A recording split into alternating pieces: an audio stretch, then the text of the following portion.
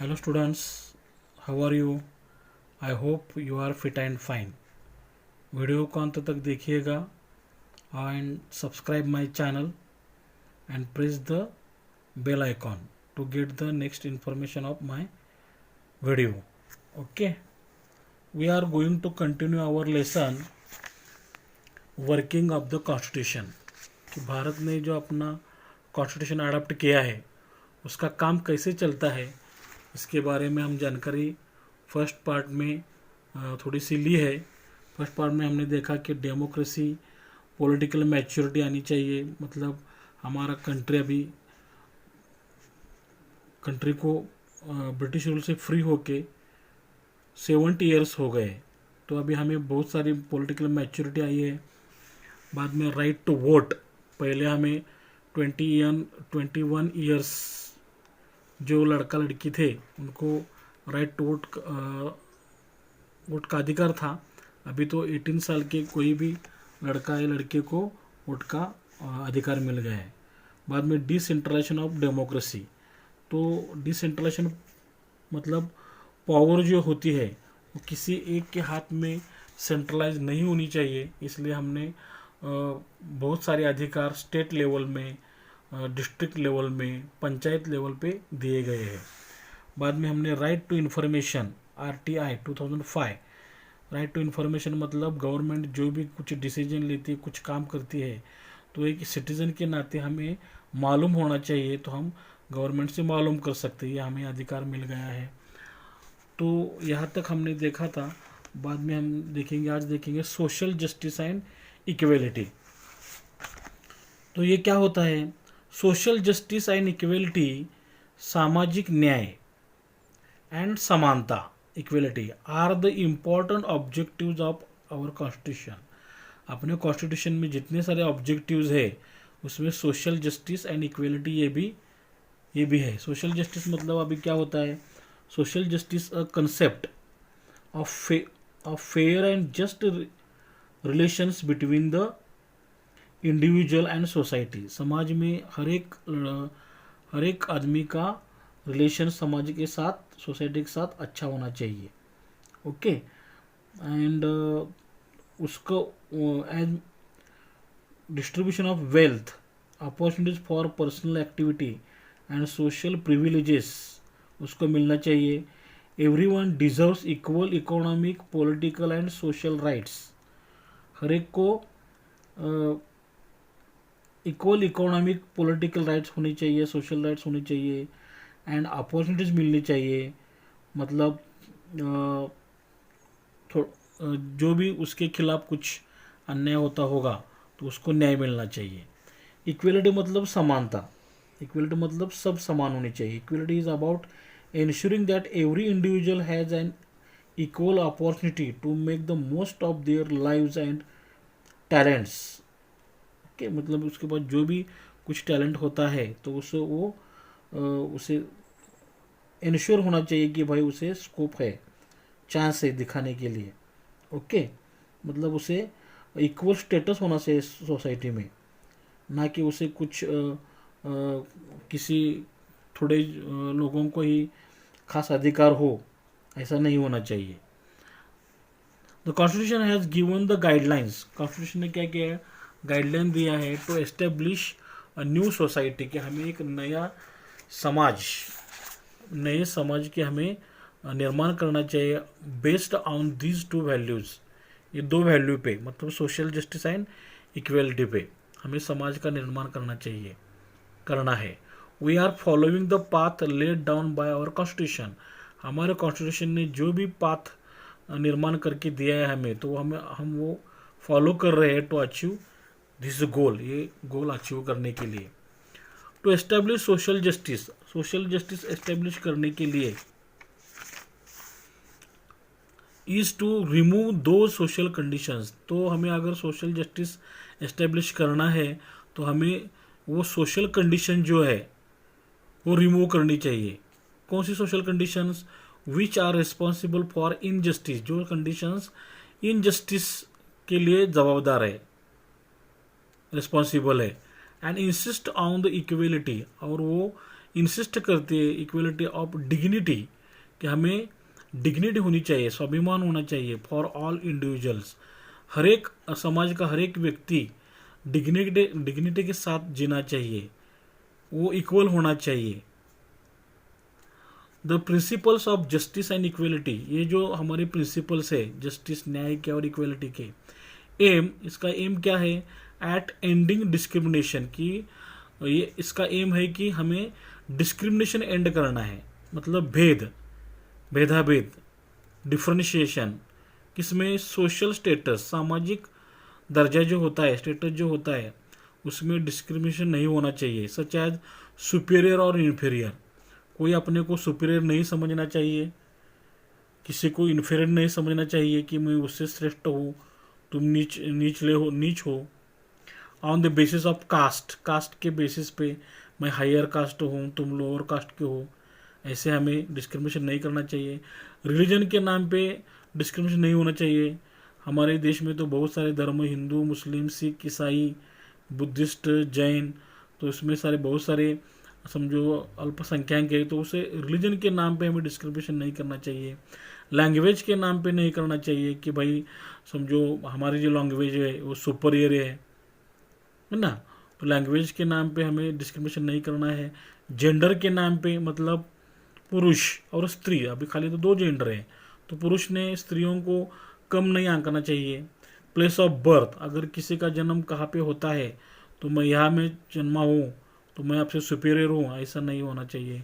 Race, वंश, मैं इस वंश का हूँ, है ना, तो हिटलर आपने देखा, हिटलर का नाम सुना है आपने, वो जर्मनी का डिक्टेटर था, तो वो समझता था कि मैं आर्यन वंश का हूँ, है ना, तो आर्यन वंश के लोग जो सुपीरियर होता है, तो उसने क्या किया, सब जो यहूदी थे, जो लोग, उनको मार डालने की कोशिश की, सबको ख़त्म करने की कोशिश की। क्यों, रेस, अपने रेस पे गर्व, तो ऐसा नहीं होना चाहिए। प्रॉपर्टी, मेरे पास बहुत सारी प्रॉपर्टी है, तो किसी श्रीमंत लोग जो अमीर होता है उसने गरीब लोगों को डिस्क्रिमिनेट नहीं करना चाहिए। And giving equality of opportunity, और हमें क्या करना है, इक्वलिटी देना है अपॉर्चुनिटी में, for development to every individual. हर एक अपना देश का जो नागरिक होता है, तो हर एक नागरिक को हमें इक्वल अपॉर्चुनिटी देनी चाहिए उसके डेवलपमेंट के लिए, ना कि हमें caste, religion, language, gender, superior, inferior, place of birth, race, property, इसमें हमें डिस्क्रिमिनेशन नहीं करना चाहिए। To establish justice and equality, हमें जस्टिस और इक्वलिटी एस्टेब्लिश करने के लिए efforts are to be made at all levels, हमें ऑल लेवल पे एफर्ट्स करने चाहिए सोसाइटी के, okay. But the government's efforts, लेकिन गवर्नमेंट के जो एफर्ट्स होते हैं एंड पॉलिसीज जो होती है on this front are more important, लेकिन गवर्नमेंट ने पहली पहल करनी चाहिए, गवर्नमेंट ने पहला एफर्ट करना चाहिए, कुछ पॉलिसीज ड्रॉ करनी चाहिए, वो बहुत सारी इंपॉर्टेंट होती है। फॉर डेमोक्रेसी, डेमोक्रेसी के लिए टू बी इंक्लूसिव, डेमोक्रेसी में इंक्लूसिव होना चाहिए, सर्वसमावेशक होना चाहिए। One must try to bring all sections, कि हमें ऑल सेक्शंस को लाना है अब जो सोसाइटी में, सोसाइटी के जो सेक्शंस है, higher level, middle level, low level वगैरह, इस सेक्शन को हमें लाना है इनटू द मेन स्ट्रीम, हर एक को मेन स्ट्रीम में लाना है, मतलब मुख्य धारा में लाना है उनको, है ना। तो democracy is in fact a process of accommodating different sections of society. Democracy का मतलब ही है कि हमें क्या, जो प्रोसेस है, डेमोक्रेसी एक प्रोसेस है, कैसी प्रोसेस है कि डिफरेंट सेक्शन ऑफ सोसाइटी जो है, अलग अलग सेक्शन जो है, उनको अकोमोडेट करना मतलब उनको हमें एक जगह लाना है। Democracy helps in reducing social conflicts, democracy क्या करती है, सोशल कन्फ्लिक्ट जो होता है, समाज में जो संघर्ष होता है जाति पे, धर्म के नाम पे, वो हमें कम करना है, कम करने के लिए हेल्प करती है democracy. Let us take review of the efforts made in India in this direction, तो इसके बारे में हमारे कौन कौन से इंडिया में एफर्ट्स हुए हैं, वो हम उनको क्या करेंगे, रिव्यू लेंगे, ओके।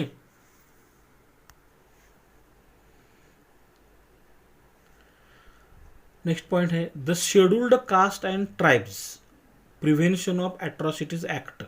देखो, scheduled caste and tribes prevention of atrocities act मतलब क्या है कि समझो हमारे कॉन्स्टिट्यूशन ने क्या है कि हिंदू धर्म में बहुत सारी जातियां हैं, है ना। तो बाकी धर्म में ऐसी जातियां नहीं है, समझो मुस्लिम में हो, क्रिश्चियन में हो, ऐसी जाति ज़्यादा नहीं है। तो हिंदू धर्म में लेकिन जातियां हैं, उसमें से कुछ जातियां जो होती है वो खुद को सुपीरियर मानती है, और बाकी की जातियों को इन्फीरियर मानती है। तो बाकी जातियां जो होती है उनको हमारे जो संविधानकार है डॉक्टर बाबा साहब अम्बेडकर, उन्होंने क्या किया है, कुछ जातियों को शेड्यूल्ड कास्ट में इंक्लूड किया है, कुछ जातियों को शेड्यूल्ड ट्राइब्स में, शेड्यूल्ड कास्ट अनुसूचित जाति, अनुसूचित जमाती, तो शेड्यूल्ड कास्ट में ट्राइब्स में उनको इंक्लूड किया है। तो हो सकता है जो अपर कास्ट समझने वाले जो लोग हैं वो इन लोगों को बहुत समझो कुछ उन पे ऊपर अत्याचार कर सकते हैं, तो इसके लिए ये एक्ट बनाया गया है। Okay, this is an important act for establishing social justice. Act क्यों बनाया गया है, ये जो शेड्यूल्ड कास्ट है, समझो शेड्यूल्ड कास्ट जो है समटाइम्स रेफर टू एज दलित, इनको दलित भी कहा जाता है। डॉक्टर बाबा साहब अम्बेडकर जो थे प्रिफर्ड टू टर्म दलित, उन्होंने ये दलित टर्म प्रिफर की थी क्योंकि because she himself was a Dalit, वो खुद एक दलित समाज के थे। गांधी जी कॉल देम हरिजन, गांधी जी लेकिन शेड्यूल्ड कास्ट लोगों को, ट्राइब्स लोगों को हरिजन कहा करते थे। मतलब हरिजन मतलब हरि के जन, person of Hari, Vishnu, man of god. Okay, तो now there are 1108 castes in India. So this is an important act for establishing social justice and equality. This act prevents any injustice against the people belonging to scheduled caste and scheduled tribes. मतलब ये कानून क्या करता है कि scheduled caste और scheduled tribes के against कोई इनजस्टिस करता है तो उसको प्रोटेक्ट करने का काम ये एट्रोसिटी एक्ट करता है।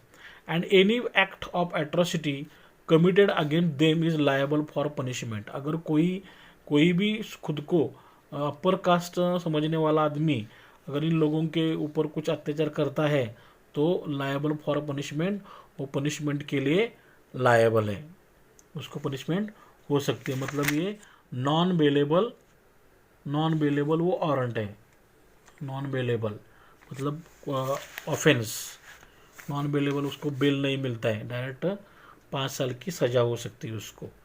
तो इसका मतलब है कोई भी इनके ऊपर अत्याचार करने का साहस नहीं कर सकता, अगर करेगा तो उसको पनिशमेंट मिल सकती है। बाद में प्रोविजंस फॉर माइनॉरिटीज़, तो माइनॉरिटीज मतलब इसका मीनिंग ये है कि माइनॉरिटीज मतलब अल्पसंख्यक, संख्या से कम होते हैं। समझो हमारे देश में minority communities in India include Muslims, Sikhs, Christians, Buddhist, Parsis and Jains और जोरास्ट्रियंस, पारसी, यहूदी। समझो एज पर द सेंसस 2011 में जो सेंसस हमारी की थी, है ना, the percentage of minorities in the country is about 19.3%। Minority संख्या हमारी 19.3% है, मतलब most of the people are Hindus in India. Okay, तो मुस्लिम समझो 14.2% है हमारे इंडिया में, क्रिश्चियंस 2.3 है, बाद में सिक्स जो है 1.7% है, उसके समझो बाद में बुद्धिस्ट है 0.7%, जैन है 0.4% और पारसी जो लोग हैं 0.006% है। तो ये माइनॉरिटीज़ के लिए कुछ प्रावधान किया है हमारे कॉन्स्टिट्यूशन में। The Indian constitution has made several provisions for the protection of minorities. इस माइनॉरिटीज़ को प्रोटेक्शन करने के लिए हमारे भारत के संविधान ने बहुत का सारा प्रोविजन किया है, प्रावधान किया है। The government has adopted several policies for minorities, और माइनॉरिटीज़ के लिए बहुत सारी पॉलिसीज़ हमारे गवर्नमेंट ने अडॉप्ट की है टू प्रोवाइड देम, उनको प्रोवाइड करने के लिए द अपॉर्चुनिटीज़ फॉर एजुकेशन, कि उसको उनको शिक्षा मिलनी चाहिए, एंड एम्प्लॉयमेंट, और उसको उनको रोजगार मिलना चाहिए। The Indian constitution prohibit discrimination on the basis of caste. हमारा जो कॉन्स्टिट्यूशन है तो वो क्या करता है कि प्रोहिबिट, प्रतिबंध करता है डिस्क्रिमिनेशन, भेद करने में, on the basis of caste, कि कास्ट के नाम पे कोई किसी का डिस्क्रिमिनेशन नहीं कर सकता है, रिलीजन के नाम पे नहीं कर सकता है, रेस, वंश के नाम पे नहीं कर सकता है। मैंने अभी आपको बताया रेस मतलब हमें हमें हमारे वंश का अभिमान नहीं होना चाहिए, लेकिन हम लोग दूसरे का विश्वास नहीं करना चाहिए। लैंग्वेज के नाम पे नहीं होना चाहिए, रीजन के नाम पे नहीं होना चाहिए, रीजन में प्रांत, मैं इस प्रांत में जन्मा हूँ तो मैं सुपीरियर हूँ वगैरह। This is a comprehensive provision for minorities. तो हमने यह क्या किया है, प्रोविजन कैसा है, कॉम्प्रहेंसिव, सर्वसमावेशक, विच फंडामेंटली प्रोटेक्ट्स, वो क्या करता है प्रोविजन, फंडामेंटली प्रोटेक्ट्स करता है देयर राइट टू इक्वेलिटी, उसका जो राइट है इक्वेलिटी, समानता का अधिकार प्रोटेक्ट करता है। फ्रीडम, वो खुद को फ्रीडम उसको लगना चाहिए, मैं फ्री हूँ करके, उस पर किसी का बर्डन नहीं होना चाहिए। राइट अगेंस्ट एक्सप्लॉयटेशन, किसी ने उसको एक्सप्लॉयट नहीं करना चाहिए, कुचलना नहीं चाहिए उसको, तो वो उसको वो राइट होना चाहिए। कल्चरल एंड एजुकेशनल राइट्स, उसको उसका कल्चर जो है, माइनॉरिटी के जो भी कल्चर है, वो कल्चर वो खुद की निजी जीवन में अप्लाई कर सकता है। एजुकेशन जो राइट हमें उनको कॉन्स्टिट्यूशन दिया है वो भी हम उसे उसे मिलना चाहिए। तो ये सारा प्रावधान हमारे गवर्नमेंट कॉन्स्टिट्यूशन ने प्रोविजन फॉर माइनॉरिटीज़ लोगों के लिए करके रखा है, इसलिए हमारा देश आज तक अच्छी तरह से चल रहा है। सर्वधर्म संभाव। Okay, next, laws relating to women and provision for representation. Women के संबंधी जो लॉज है और प्रोविजन फॉर रिप्रेजेंटेशन, और उनको जो हमारे जो पॉलिटिकल इंस्टीट्यूशंस है उनमें उनका रिप्रेजेंटेशन का प्रोविजन किया है। In the post independence period, Bharat स्वतंत्र होने के बाद, efforts were made for empowering women, कि वुमेन को, महिलाओं को सशक्त करने का प्रयत्न किया गया। Okay, taking into consideration the problems of women के जो भी प्रॉब्लम्स होते हैं उनको कंसिडरेशन, ध्यान में रखते हुए, several policies have been adopted, बहुत सारी पॉलिसीज हमने अडॉप्ट की है at national and international level. अपने इंडिया में तो किया है, लेकिन इंटरनेशनल लेवल पे भी वुमेन के लिए बहुत सारी पॉलिसीज अडॉप्ट की गई है। टू रिमूव इलिटरेसी, कि हमें क्या करना है, महिलाओं का जो इलिटरेसी है वो रिमूव करनी है among women, and to make available opportunities for their development, और उनके डेवलपमेंट के लिए हमें क्या करना है, अपॉर्चुनिटी अवेलेबल करके देना है। Next, the right to have an equal share in property of the father and husband. देखो, किसी भी, अभी भी हमारे देश में क्या क्या होता है कि जो समझो अभी भी हम पुराने रीति रिवाज से चलने वाले लोग बहुत सारे हैं। घर में अगर समझो कोई बेटी जन्म लेती है तो उसको कभी कभी कोई लोग तो बचपन में मार देते हैं, और समझो किसी ने उसको बड़ा करना सोचा भी तो वो समझता है कि वो हमारी लड़की पराया धन है, मतलब शादी होने के बाद वो तो दूसरे के पास जाएगी, है ना, तो पराया धन समझते हैं। तो बहुत सारे लोगों को, लड़कियों को ये भी मालूम नहीं कि भाई समझो एक आध घर में अगर 2 बच्चे, उसमें से एक बेटी और एक बेटा है समझो, और तो क्या जो बेटा है तो वो बोलता है कि फादर का जो भी प्रॉपर्टी है तो उसकी खुद की है, क्योंकि बेटी तो शादी करके दूसरे के घर में जाएगी। तो ये उसको मालूम नहीं है कि भाई लड़की को मालूम होना चाहिए कि फादर के प्रॉपर्टी में उसका सेम शेयर है, हमारे कॉन्स्टिट्यूशन ने वो दिया है। मतलब समझो हमारे किसी घर में अगर 4 रूम्स रहेंगे, 4 रूम का घर रहेगा, तो 2 रूम बेटे के लिए होने चाहिए और 2 रूम बेटे के लिए और 2 रूम बेटी के लिए होने चाहिए, इक्वल शेयर होना चाहिए। क्योंकि अगर हस्बैंड बाद में शादी के बाद हस्बैंड कुछ उसको तकलीफ देता है तो उसको सुसाइड नहीं करना पड़े, वो जाके अपने मायके में रह सकती है, क्योंकि फादर के हिस्से में उस हिस्से के जो भी प्रॉपर्टी है उस पर वो अपनी बाकी कटी ज़िंदगी गुजार सकती है। लेकिन किसी को ये मालूम नहीं होने के कारण अगर हस्बैंड कोई तकलीफ देता है तो वो क्या करती है, सुसाइड करने की कोशिश करती है। ओके, तो ऐसा नहीं होना चाहिए। फादर के प्रॉपर्टी में और हस्बैंड के प्रॉपर्टी में, हस्बैंड के बाद उसको मिलना चाहिए, उसका शेयर मिलना चाहिए। डाउरी प्रोहिबिशन एक्ट, डाउरी मतलब क्या होता है, डाउरी का मतलब होता है दहेज, मराठी में हम हुंडा बोलते हैं। ये डाउरी क्या होता है, dowry system in the India refers to the durable goods, कि हमें गुड्स कुछ देना है, कैश देना है, रियल और मूवेबल प्रॉपर्टी देना है, किसको, that the bride's family gives to the bridegroom, bridegroom को ये सारी प्रॉपर्टी देनी होती है। क्यों, दहेज करके, भेंट करके, कि भाई हमारी लड़की तो आप जिंदगी भर संभालने वाले हो तो इतना सारा ले लो। तो अभी गवर्नमेंट ने क्या किया है, 1961 में हमने डाउरी प्रोहिबिशन एक्ट लाया है। अगर कोई डाउरी मांगता है, डाउरी देने वाला और लेने वाला दोनों ही उतने ही समान गुनहगार है ना, तो इनको 5 साल की सज़ा हो सकती है। अगर डाउरी मांगी और दी तो 5 साल की सज़ा और समझो 15,000 रुपीज़ का फाइन। 15,000 मतलब वो कम लगता है, लेकिन वो 61 का एक्ट है। Okay, act against sexual harassment, sexual harassment मतलब किसी लड़कियों को छेड़छाड़ नहीं होनी चाहिए, है ना। समझो अभी कोई महिलाएं जो होती है काम पे जाती है, तो वहाँ पे कोई उसे कुछ हैरेसमेंट नहीं होनी चाहिए। इसके खिलाफ भी हमने एक लॉ बनाया है, वो लॉ अभी 2012 से लागू हुआ है, sexual harassment. Domestic violence prohibition act, domestic violence मतलब डोमेस्टिक, घर में समझो पति पत्नी में झगड़ा होता है, तो पति समझो अपनी पत्नी को अगर मारने लगे, मारता भी है समझो, तो 2006 में वो एक्ट आया है। 2006 में एक्ट आया है कि भाई ऐसा कुछ होता है तो घर में जो भी अत्याचार करता होगा सास बहू में, अपने बहुत सारे सीरियल में देखते हैं हम लोग, तो अभी ये एक्ट आया है। Okay, are some important provisions which create a favourable environment for protection of freedom of women and securing their development.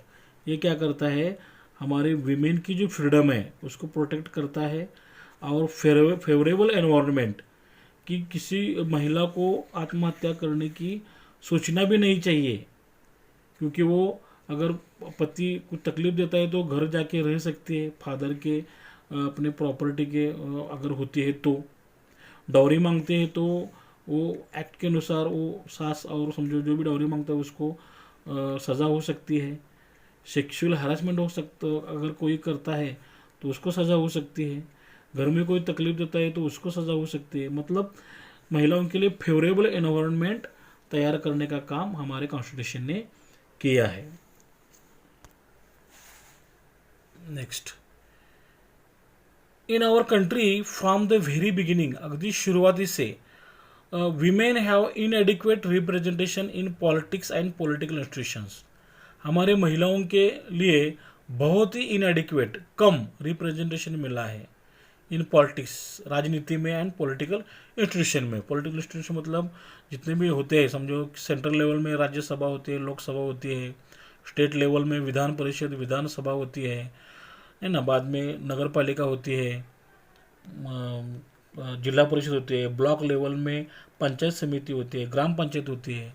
तो इंस्टीट्यूशन में बहुत सारे उनको कम रिप्रेजेंटेशन मिला है। Many countries in the world have made efforts, बहुत सारे दुनिया में जो देश है उन्होंने एफर्ट्स किए हैं to increase representation of women, कि महिलाओं का रिप्रेजेंटेशन बढ़ना चाहिए। फ्रॉम दिस पर्सपेक्टिव, इस दृष्टि से changes are taking place in India as well, भारत में भी हम लोग चेंजेस कर रहे हैं। The 73rd and 74th amendment, हमारे जो कॉन्स्टिट्यूशन जो आर्टिकल है तो 73 और 74 जो अमेंडमेंट हमने दुरुस्ती की है, करेक्शन किया है, उसके अनुसार reserve 33% of seats for women in local self governing institutions. Local self governing institutions कौन है? मैंने बताया नगर पालिका, जिला परिषद, बाद में पंचायत समिति, ग्राम पंचायत, इनमें 33% सीट्स रिजर्व होनी चाहिए महिलाओं के लिए। तो हमारे this percentage has been raised to 50% in several states including Maharashtra. Maharashtra में तो हम लोगों ने महिलाओं के लिए 50% आरक्षण दिया है। म्हणजे ग्राम पंचायत में अगर 8 सदस्य होते हैं तो उसमें से 4 महिलाएं होती है। नगर पालिका में समझो जब 50 कारपोरेट होते हैं तो हमें उसमें 25 कारपोरेटर्स महिलाएं होनी चाहिए। तो हमने महाराष्ट्र हम क्या कहते हैं उसको, उसमें अग्रेसर है। नेशनल कमीशन फॉर विमेन के लिए जो नेशनल कमीशन बनाया है has been established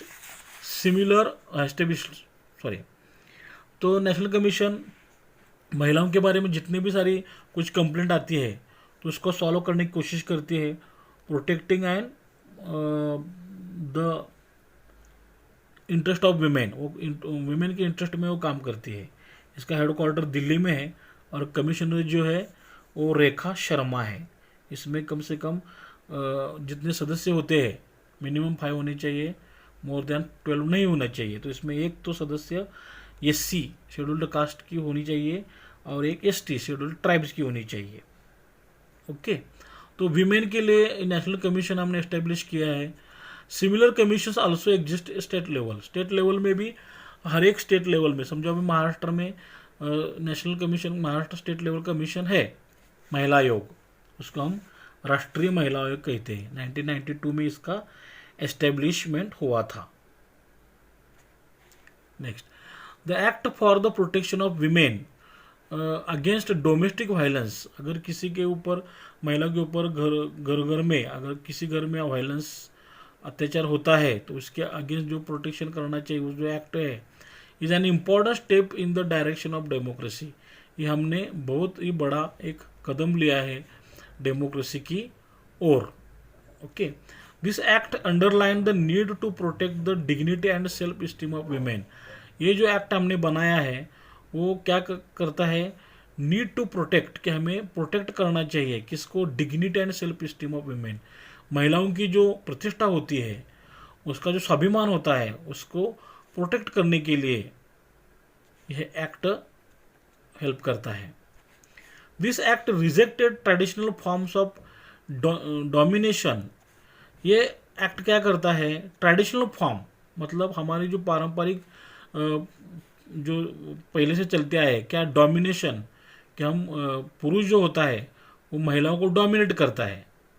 and authoritarianism मतलब एकाधिकारशाही, मतलब महिलाओं को वो खुद की प्रॉपर्टी समझता है, तो वो ट्रेडिशनल जो फॉर्म है उसको रिजेक्ट करता है। And expanded the scope of Indian democracy का स्कोप एक्सपांड करता है to make it inclusive in true sense. और ट्रू सेंस में हमारी जो इंडियन डेमोक्रेसी क्या है वो ट्रू सेंस में दिखाने की कोशिश करता है।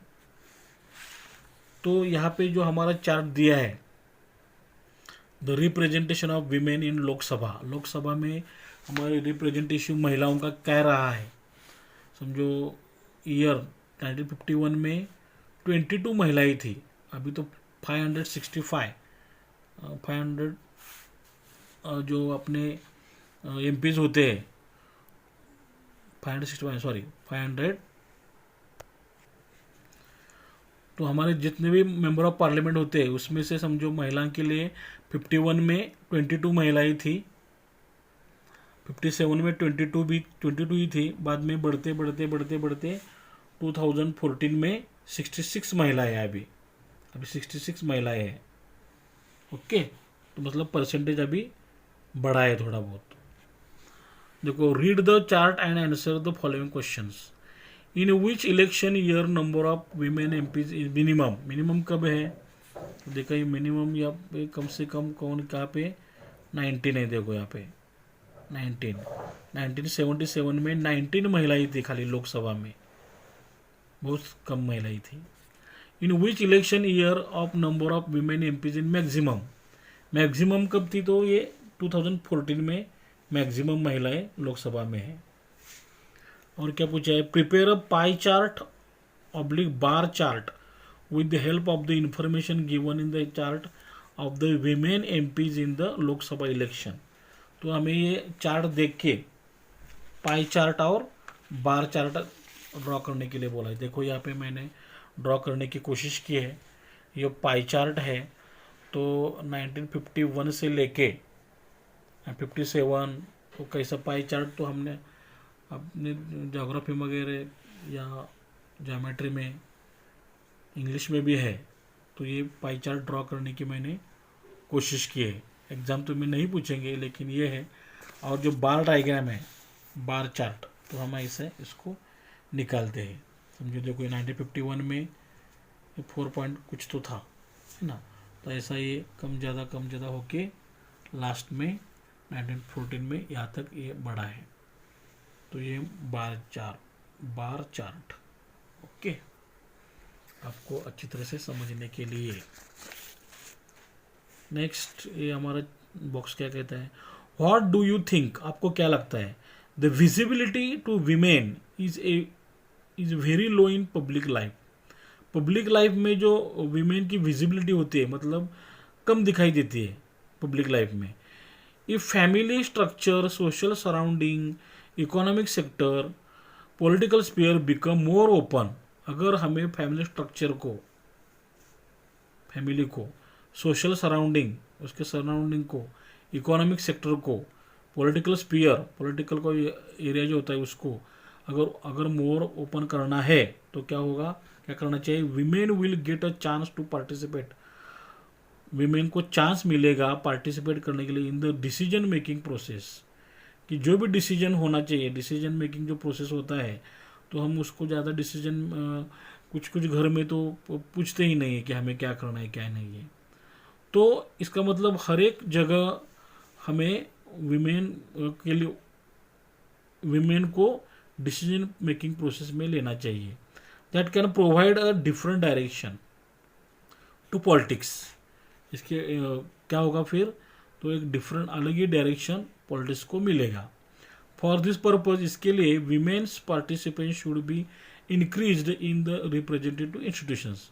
इसलिए क्या करना होना चाहिए, रिप्रेजेंटेटिव इंस्टीट्यूशन जो है, मैंने अपने आप बताया, लोकसभा, राज्यसभा, स्टेट लेवल में विधानसभा हो, नगर पालिका, नगर पंचायत, जिला परिषद वगैरह, इसमें रिप्रेजेंटेशन बढ़ना चाहिए। अगर ऐसा होता है तो विमेन डिसीजन मेकिंग प्रोसेस में आ जाएगी और हमारी डेमोक्रेसी अच्छी तरह से फ्लरिश होगी। आई होप यहाँ तक आपको अच्छी तरह समझ में आया होगा। अगर आपको अच्छी तरह समझा है तो please like it, share to your friends, relatives. If you have any doubts, please tell me in comment box. If you have any questions, suggestions, please tell me in comment box. And अगर आपको ये video पसंद आता है तो subscribe my channel and press the bell icon to get the next notification. Okay. Have a nice day. Best of luck for your exam. May your dream come true. God bless you. Take care. Thanks.